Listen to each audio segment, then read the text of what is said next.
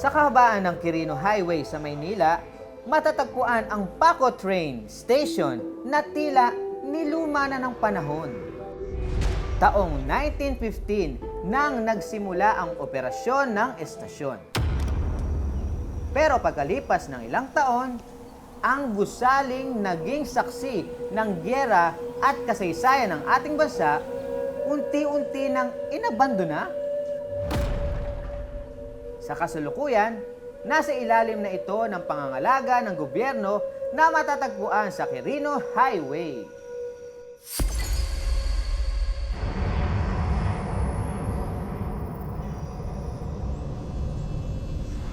Pero gaano man kahigpit ang pagbabantay dito, ayon sa mga usap-usapan, tila hindi raw may iwasang may manahan sa lumang estasyon. Isang nilalang na hindi raw tao. Mismong ang mga gwardya na nagbabantay rito ang magpapatotoo raw ng kwento na to. So parang meron ka laging kasama, yung hindi ka nag-iisa, hindi mo lang papansinin. Kasi gabi-gabi man trabaho yun eh. Sa observe ko, sa mga ilang araw, may nakita talaga ako dito, bata at saka dalawang matanda. Yung bata, naglalaro dyan sa may area na yan, sa loob. Ayon sa mga kwento, espiritu daw ng isang batang babae ang gumagala at naglalaro sa lumang estasyon. I wonder, may kwento kaya sa likod ng pagmumulto na to?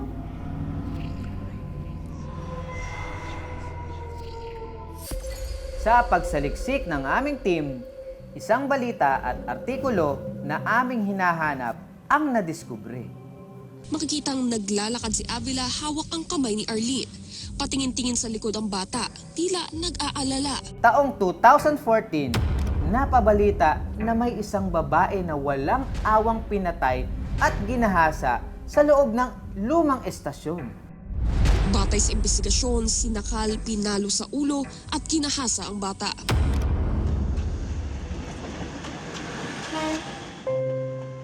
Ang ama ng kaawa-awang bata na ito natunton ng I Wonder Team, si Ariel. Kwento niya sa amin, 6 na taong gulang pa lang ang anak niyang si Arlene nang mangyari ang krimen. Yung time yung nangyari na yun, nung hapon, masaya na kasi masaya kami. Sinundo ko siya sa bahay para bumili kami ng gas, tapos bibili ko sila ng mga laruan. Yung anak ko, nagpipilit sa akin sumama na sa biyahe. Abala noon sa pagtatrabaho si Ariel at ang kanyang asawa nang walang awang pagsamantalahan ng isang lalaki ang kaniyang anak. Tsaka lang niya sinabi sa akin na, si Arlene patay na. Sabi ko, saan nakita?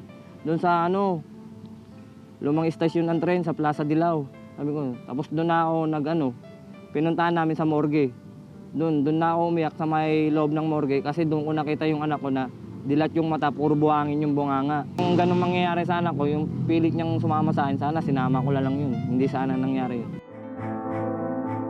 Kung pagtatahi-tahiin ang kwento na sinapit ng anak ni Ariel na ginahasa at pinatay sa Paco Train Station at di umano'y batang nagmumulto rito, maaari nga nating isipin na ang espiritong nagmumulto dito sa Paco Train Station ay walang iba kundi si Arlene.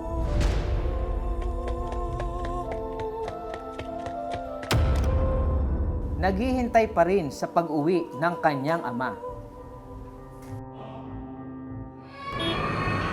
Kaluluwa ng batang pinatay sa lumang istasyon ng tren.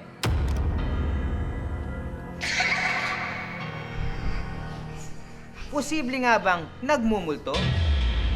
Ayon mismo sa simbahang Katolika, walang kaluluwa na namatay ang bumabalik pa sa mga mundo ng mga buhay.